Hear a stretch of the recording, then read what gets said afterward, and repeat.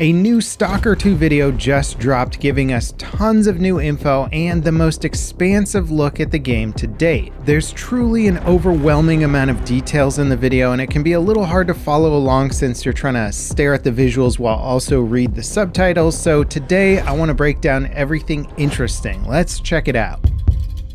Now at the beginning, the devs give some interesting explanations about how they're approaching Stalker 2. The first is that they didn't want to dumb down the Stalker experience and follow trends. And so this is stated pretty early on in the video, and the creative director talks about the size of the zone. She asks, why is the zone so vast? And it's because it's about freedom. So basically it seems like they're designing the game to be one, pretty hardcore and true to the original game, but also incredibly vast to give you the freedom to just kind of go out and do what you feel like. And the deep dive gives us a great example of pretty much a complete playthrough of a mission that's set in the game's swamp location, which visually looks stunning.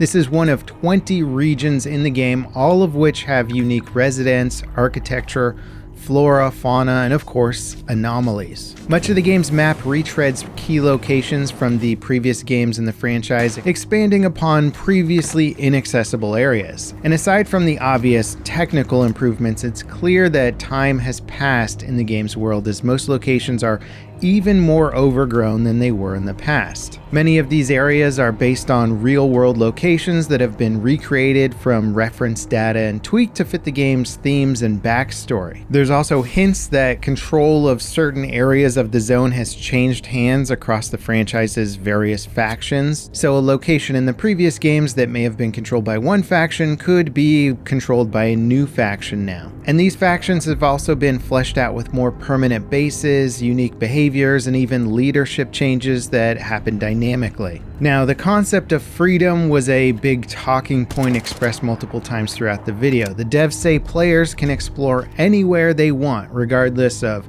whether or not they're following the main quest. There's minimal barriers preventing you from going anywhere in the world at any time. The world is also going to feature the return to A-Life, which is a system that dynamically simulates NPCs and their interactions in real time. This will lead to emergent gameplay like having random passing NPCs help you in fights or even join your enemies to make your life harder. The AI is also designed to behave naturally, both in and out of combat. Out of combat, NPCs play out their own routines and naturally interact with each other in both scripted and unscripted ways. In combat, their target acquisition is mainly influenced by whether or not they can see you. The game doesn't give the AI your exact location, and enemies will start making educated guesses about where you went when they lose sight of you. In the gameplay examples that they showed, though, the AI didn't look particularly smart. Most of the enemies seem to just kind of walk toward the player, although granted, a lot of those enemies were just kind of animals or zombies. Now the controller, which is a human mutant with psychic abilities, did seem a bit smarter. They retreated after taking damage and clearly tried to put cover and distance between itself and the player before attacking. Now another theme of Stalker that seems to be carried on here is that your choices are going to have a dynamic impact on what you experience during your playthrough. So if you kill a certain NPC or align with a certain faction, those choices will change which NPCs you can interact with, how you interact with them, what quests you will get access to, and the devs did their best to account for the tens of thousands of branching choices that you can make by simply playing the game to ensure that no two playthroughs are identical. They also stated that you just simply can't experience everything in the game in a single playthrough, because I assume some of the quests involve killing off other NPCs that would then prohibit you from taking their quests and progressing those storylines. Now, much like the previous Stalker game, you're not playing as some hero character or super soldier. You're just another stalker in the zone. Your character has basic needs like hunger and sleep. Ignoring them will affect your efficiency, but they didn't really get into too much detail about how that whole system works. The inventory system has been somewhat streamlined from previous games, likely for the sake of controller players, but it still seems very competent and as in-depth as it really needs to be. You have slots for specific items like weapons weapons and artifacts, as well as a general backpack. Weight is the primary limit on how much that you can carry. Being overburdened prevents you from performing dynamic actions like sprinting and jumping. There's also a quick access weapon wheel that slows down combat and lets you pick from items in your slot, and there's 4 customizable quick slots that you can put stuff into.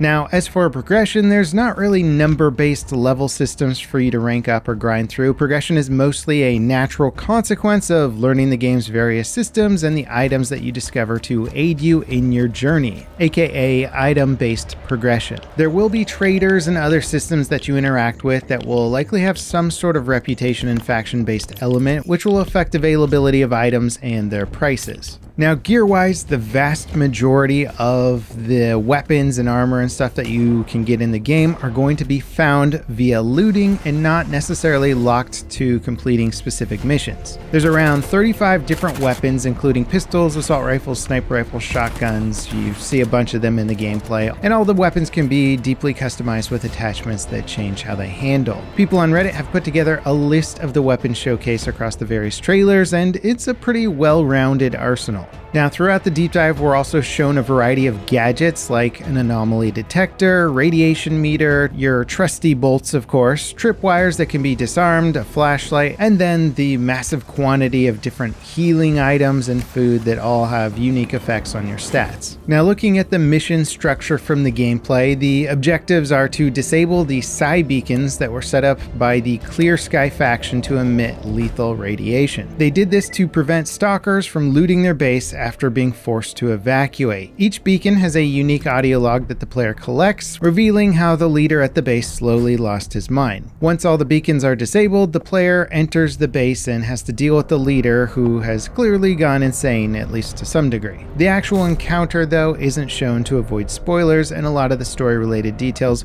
went kind of unexplained for, I imagine, the same reason.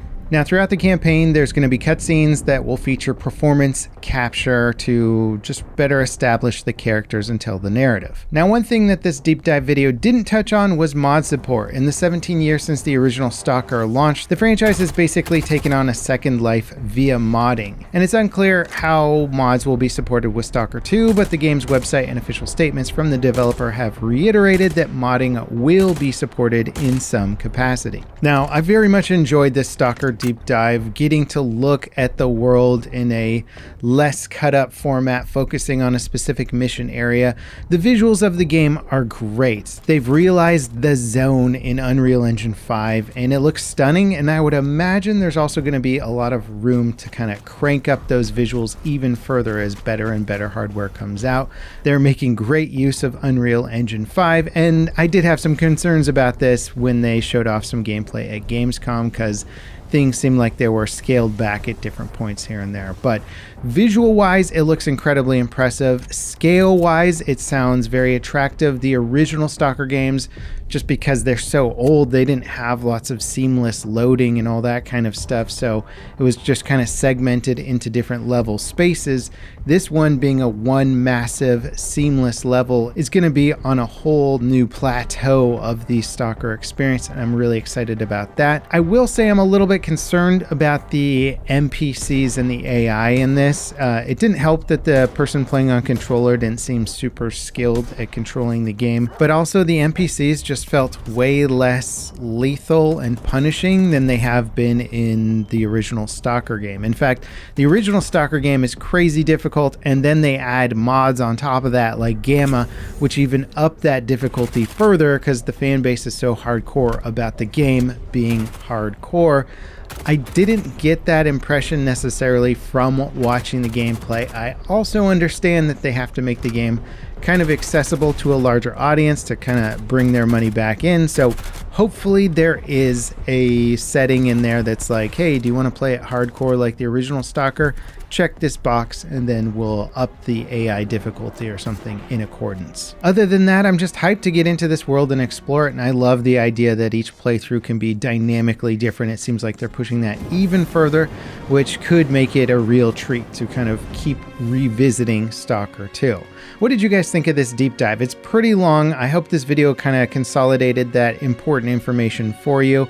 Let me know in the comments. If you enjoyed the video, don't forget to drop me a like, subscribe for more content like it, and ding that notification bell to beat the YouTube algorithm with me. Up next, check out this video where I go back and explore the original Delta Force Black Hawk Down game, which is basically inspiring the brand new game. It's pretty cool to see where it all started and some of the stuff that it does, in my opinion, better than most modern games do today. As always, guys, thanks for watching, and I'll see you next time. This is Level Cap, signing off.